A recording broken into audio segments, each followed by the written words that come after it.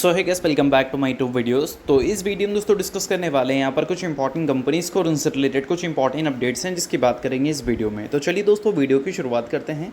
सबसे पहली कंपनी की बात करते हैं। पहली कंपनी का नाम है कोचिंग शिपयार्ड लिमिटेड। बट इसको डिस्कस करने से पहले दोस्तों, अगर आपने अभी तक चैनल को सब्सक्राइब नहीं किया है तो चैनल को सब्सक्राइब करके बेल आइकन को प्रेस कर लो और टेलीग्राम चैनल को भी ज्वाइन कर लो, जिसका लिंक आपको डिस्क्रिप्शन में देखने को मिल जाएगा।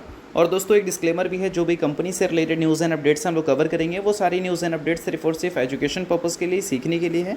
तो इसको किसी भी तरह का इन्वेस्टमेंट एडवाइस मत समझना, आप खुद से रिसर्च और एनालिसिस भी कर सकते हैं। तो चलिए दोस्तों वीडियो की शुरुआत करते हैं। सबसे पहले बात करते हैं कोचिंग शिपयार्ड से रिलेटेड कुछ इंपॉर्टेंट न्यूज़ एंड अपडेट्स के बारे में। सो दोस्तों अगर हम कोचिंग शिपयार्ड की बात करें तो कल के दिन देखा जाए तो पूरा डिफेंस सेक्टर काफ़ी ज़्यादा फोकस में था। काफ़ी सारी कंपनीज़ में अच्छी परफॉर्मेंस आपको विटनेस करने को मिली थी, include coaching shipyard limited. But notice करने वाली बात यहाँ पर यह है कि दो बड़ी खबर भी है। इसमें एक खबर तो बोल सकते हैं डिफेंस सेक्टर से रिलेटेड है और एक कोचिंग शिपयार्ड से रिलेटेड पर्सनल है। अब पहली खबर डिफेंस सेक्टर से रिलेटेड ये है कि इंडिया और यूएस के बीच में जो ट्रेड टॉक हमें देखने को मिल रही है, काफ़ी सारे एनालिस्ट और ब्रोकरेज हाउस के हिसाब से डिफेंस सेक्टर को इससे फ़ायदा मिल सकता है। काफ़ी सारे जो टेक्नोलॉजीज़ हैं वो ट्रांसफ़र हो सकते हैं, काफ़ी सारे जो डील्स हैं वो हमें शॉर्ट आउट होते हुए नज़र आ सकते हैं, सप्लाई चेन बेटर हो सकती है। तो इस वजह से defence companies last trading day आपको फोकस में देखने को मिल रही थी।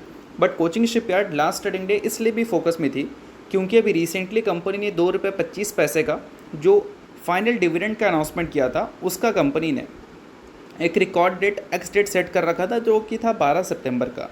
तो last trading day company ex date पे ट्रेड कर रही थी अपने डिविडेंड का।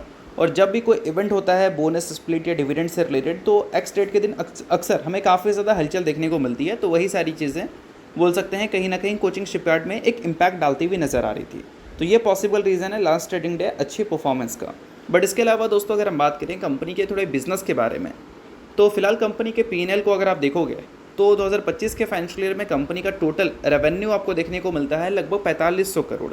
बट वही अगर कंपनी के नेट प्रॉफिट की बात करें तो वहाँ पर जो नंबर दिख रहा है वो पिछले साल से अगर कंपेयर करें तो 4% की गिरावट हमें वहाँ पर विटनेस करने को मिल रही थी। रेवेन्यू ग्रोथ कंपनी का फिर भी ठीक है, प्रॉफिट ग्रोथ कंपनी का उतना इंप्रेसिव हमें देखने को नहीं मिला था पिछले फाइनेंशियल ईयर। ठीक है, अब नोट करने वाली बात यहाँ पर यह है कि कंपनी का आने वाले कल को लेकर गाइडेंस क्या है अपनी बिजनेस को लेकर। तो देखो दोस्तों, यहाँ पर कंपनी ने बता रखा है कि 2030-31 तक कंपनी एम करके चल रही है कि इनका जो रेवेन्यू है वो हमें डबल होता हुआ देखने को मिलेगा। और 2026 के फाइनेंशियल ईयर में इनका जो टॉप लाइन ग्रोथ है यानी कि रेवेन्यू ग्रोथ वो हमें 15% की देखने को मिल सकती है। अगर हम बात करें रिसेंट Q1 की ग्रोथ के बारे में, तो वहाँ पर कंपनी ने ईयर ऑन ईयर बेसिस पे 37% की काफ़ी अच्छी ग्रोथ रिपोर्ट की थी। और पूरे फाइनेंशियल ईयर को लेकर कंपनी 15% की ग्रोथ की गाइडेंस हमें दे रखी है। और अगर हम बात करें कंपनी के करंट रेवेन्यू के हिसाब से कंपनी के ऑर्डर बुक के बारे में, तो 4500 करोड़ के आसपास का रेवेन्यू है कंपनी का। ऑर्डर बुक अगर देखोगे तो वो हमें 21,000 करोड़ के आसपास के देखने को मिलते हैं Q1 के एंड तक। और उसी को अगर कंपैरिजन करें पिछले साल के Q1 के एंड तक जो ऑर्डर बुक था उससे, तो उसमें हमें 6% की डिक्लाइन देखने को मिल रही है। तो मतलब बोल सकते हैं कि कंपनी के पास ऑर्डर्स तो हैं अच्छे, बट ऑर्डर बुक में जो ग्रोथ हमें विटनेस करने को मिली है बाकी डिफेंस कंपनीज़ में वो हमें देखने को नहीं मिला है। तो इन सारी चीज़ों पे आपको रिसर्च करनी है कि शॉर्ट टर्म में रेवेन्यू ग्रोथ आपको पहले के कंपैरिजन में हो सकता है कि थोड़ी वीक देखने को मिले, but long term guidance company का 2030 तक को लेकर रेवेन्यू का डबल का है। तो इन सारी चीज़ों को आप नोट कर सकते हो। बाकी सभी चीज़ें एजुकेशन पर्पज़ के लिए, कोई रिकमेंडेशन नहीं है, खुद से रिसर्च और एनालिसिस भी आप कर लेना। सो अब दोस्तों वीडियो में आगे बढ़ने से पहले बात कर लेते हैं एक सेबी रजिस्टर्ड टेलीग्राम चैनल के बारे में, जो कि अपने ही टीम मेंबर का है। और उसको अगर आपने अभी तक ज्वाइन नहीं किया है तो आप उसको ज्वाइन कर सकते हैं। अब देखो, ज्वाइन करने का सबसे बड़ा बेनिफिट क्या है कि काफ़ी सारी कंपनी के जो चार्ट्स होते हैं उसको अच्छी तरह से एनालिसिस कर कर आपको यहाँ पर अपडेटेड देखने को मिलता है। और सेबी रजिस्टर्ड टेलीग्राम चैनल है, तो सेबी रजिस्टर्ड रिसर्च एनालिस्ट के द्वारा अच्छी तरह से प्रॉपर एनालिसिस करके ही ये सारी डिटेल्स आपको देखने को मिलती हैं। तो लिंक आपको डिस्क्रिप्शन में दिख जाएगा, लिंक के थ्रू जाकर चैनल को ज्वाइन कर लो। अब इसके अलावा दोस्तों बात करते हैं अगले इंपॉर्टेंट न्यूज़ के बारे में। अगला इंपॉर्टेंट न्यूज़ दोस्तों टाटा ग्रुप से रिलेटेड है। टाटा ग्रुप की एक काफ़ी बड़ी कंपनी है जिसका नाम है टाटा कैपिटल, जिससे रिलेटेड एक रिपोर्ट हमें सुनने को मिल रही है कि अक्टूबर के महीने में इसका हमें मेगा IPO लॉन्च होता हुआ देखने को मिलेगा। और इससे टाटा इन्वेस्टमेंट कॉर्पोरेशन काफ़ी ज़्यादा खुश थी, इसलिए क्योंकि टाटा इन्वेस्टमेंट कॉर्पोरेशन का स्टेक है टाटा कैपिटल में। और टाटा कैपिटल अगर IPO के जरिए मार्केट में लिस्ट हो रही है तो इसका मतलब ये है कि वो कंपनी का जो वैल्यूएशन है वो हमें बढ़ता हुआ दिखेगा। अल्टीमेटली उनकी पेरेंट कंपनी को इससे फ़ायदा हो सकता है। अब देखो दोस्तों, न्यूज़ एग्जैक्ट यहाँ पर ये देखने को मिल रही है या फिर रिपोर्ट ऐसा सुनने को मिल रहा है कि 17,688 करोड़ रुपए रेस करने वाली है टाटा कैपिटल इस आईपीओ से। लगभग $2 बिलियन के आसपास का वो नंबर है। अक्टूबर के स्टार्टिंग में ही ये आईपीओ हमें देखने को मिल सकता है, रिपोर्ट वगैरह तो यही कह रही है। बट अभी के टाइम पे जो सेबी की तरफ से जो रूल्स हमें आती हुई दिखी है, वो रूल्स कहीं ना कहीं टाटा कैपिटल के जो आईपीओ हैं उसको लाने में जो भी प्रॉब्लम्स उनको अभी के टाइम पे मिल रहा होगा, वो प्रॉब्लम्स को और भी ज़्यादा वो शॉर्ट आउट करते हुए नज़र आ रहे हैं। अभी फ़िलहाल दोस्तों रूल्स हमें ये देखने को मिल रहा है कि जो भी कंपनी का मार्केट कैप 1 लाख करोड़ के ऊपर का है और वो कंपनी आईपीओ ला रही है, तो मिनिमम पब्लिक ऑफ़र जो उनको करना है वो 2.75% करना है। मतलब पहले ये नंबर 5% पे था, अभी 2.75% पे कर दिया गया है। तो एटलीस्ट 6,250 करोड़ रुपए तो आपको रेस करना पड़ेगा, ठीक है। बाकी स्टेक की बात करें तो 2.75% के आसपास का नंबर हमें देखने को मिल रहा है। और सबसे इंटरेस्टिंग बात दोस्तों यहाँ पर यह है कि जो डेडलाइन हमें देखने को मिलती थी 3 साल का 25% का पब्लिक फ्लोट रिक्वायरमेंट को मीट करने का, उसको भी सेबी ने बढ़ा दिया है।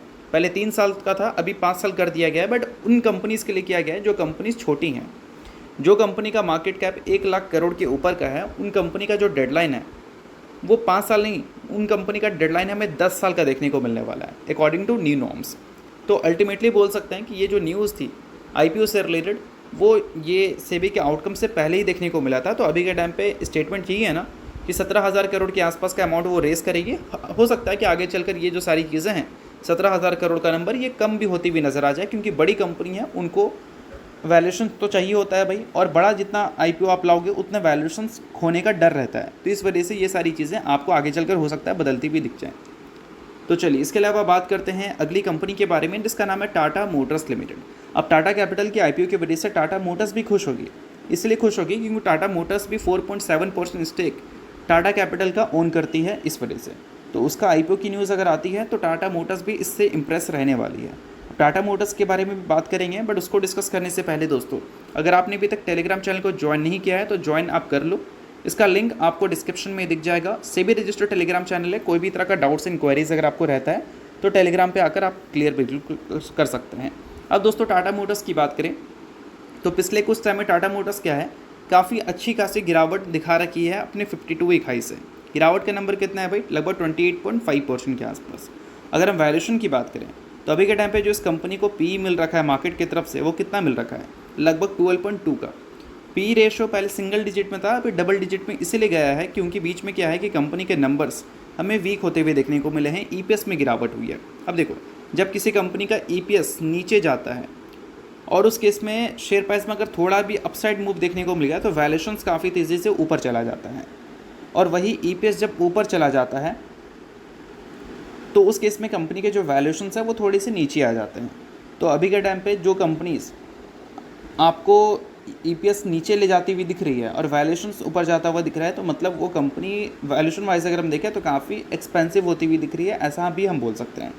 बट टाटा मोटर्स के लिए वैल्यूएशंस अगर ऊपर गया है तो इसमें इतनी ज़्यादा टेंशन वाली भी बात नहीं है। वो इसलिए क्योंकि अभी रिसेंटली जो जीएसटी कट्स हमें देखने को मिले हैं, इससे काफ़ी सारे एनालिस्ट की एक्सपेक्टेशंस हैं कि 2026 के फाइनेंशियल ईयर में जो ग्रोथ गाइडेंस है कंपनी का वो पहले के मुकाबले बेटर हो सकता है, और जो बोल सकते हैं पैसेंजर व्हीकल्स का सेल्स वॉल्यूम हमें देखने को मिलते हैं वो भी लगभग 2 से 3% तक इंक्रीज़ हो सकता है। तो ये सारी चीज़ें कंपनी के ईपीएस को ऊपर ले जा सकती हैं, जिस केस में कंपनी का वैल्यूएशन जस्टिफाई हो सकता है। तो इन सारी चीज़ों पे आप एक बार रिसर्च और एनालिसिस ज़रूर कर लेना, सभी चीज़ें एजुकेशन पर्पज़ के लिए हैं। इसके अलावा दोस्तों बात करते हैं अगली कंपनी के बारे में, जिसका नाम है IRFC यानी कि Indian railway finance corporation limited. अब इस कंपनी के शेयर होल्डिंग पैटर्न को दोस्तों अगर आप देखोगे तो यहाँ पर DIS देखने को मिलती है, जहाँ पर लगातार DIS के होल्डिंग्स इंक्रीज़ होते हुए देखने को मिलते हैं। अगर हम देखें पिछले कुछ क्वार्टर्स में, अगर हम बात करें पिछले साल के क्वार्टर 4 तक की शेयर होल्डिंग पैटर्न के बारे में, तो वहाँ पर DIS के स्टेक 0.89% थे, और उसके बाद एवरी क्वार्टर DIS के स्टेक हमें बढ़कर 45% तक जाते हुए देखने को मिले थे। और अभी रिसेंटली क्या हुआ था कि इस कंपनी का म्यूचुअल फंड का डेटा रिपोर्ट हुआ था जुलाई के महीने का, जहाँ पर म्यूचुअल फंड ने एक भारी भरकम स्टेक डाइल्यूट किया था। कितना डाइल्यूट किया था वो आप यहाँ पर नोट कर सकते हैं। फिर अगस्त के महीने का डेटा तो हमें देखने को मिला, अगस्त के महीने में इतने म्यूचुअल फंड ने वापस से शेयर्स बाई कर लिया। तो बोल सकते हैं कि हो सकता है कि क्वार्टर 2 का जो शेयर होल्डिंग पैटर्न हमें अपडेट होते हुए देखने को मिले, तो वहाँ पर DIS की जो होल्डिंग्स हैं वो थोड़ी सी ऊपर नीचे देखने को मिल सकती है, मतलब थोड़ी ऊपर भी जाती हुई दिख सकती है, क्योंकि सितंबर का मंथ अगर मान लो म्यूचुअल फंड के लिए IRFC में अच्छा गया तो उस केस में क्या है कि इंक्रीज़ हो सकते हैं डीआरएस की होल्डिंग, और अगर ख़राब गया तो उस केस में डिक्रीज़ हो सकते हैं। तो इन सारी चीज़ों को आप नोट डाउन कर सकते हो। बाकी जितनी भी चीज़ें हैं वो सभी एजुकेशन पर्पज़ के लिए, तो किसी भी तरह का रिकमेंडेशन इसको मत समझना। तो होप करता हूँ दोस्तों ये वीडियो आपको अच्छा लगा होगा, और अच्छा लाइक कीजिए, पहली बार सब्सक्राइब कीजिए। वीडियो देखने के लिए बहुत बहुत शुक्रिया।